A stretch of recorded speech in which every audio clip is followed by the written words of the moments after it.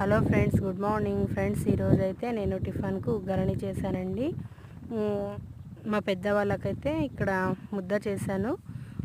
నైట్ది సాంబార్ ఉంటే కొద్దిగా రైస్ కూడా వండేసుకున్నాను. ఈరోజు ఎలాగో సింపుల్గా అయిపోయింది వంట అని చాలా ఖుషిగా ఉన్నానండి. కాకపోతే 10 గంటలకు మళ్ళీ ఫోన్ చేశారు.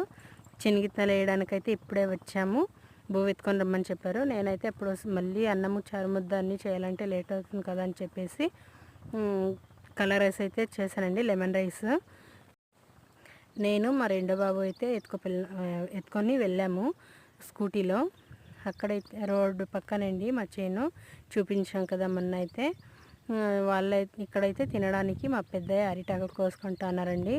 ముందే చెప్పినారు ప్లేట్స్ ఎత్తుకురావద్దు, ఇక్కడ అరిటాకులు ఉన్నాయి కోసుకుంటామని చెప్పేసి. అరిటాకులతో తింటే ఎంత బాగుంటుంది కదండి. ఇక్కడైతే వీళ్ళు పిలుస్తున్నా కూడా రావట్లేదండి. తర్వాత అయితే వచ్చారు.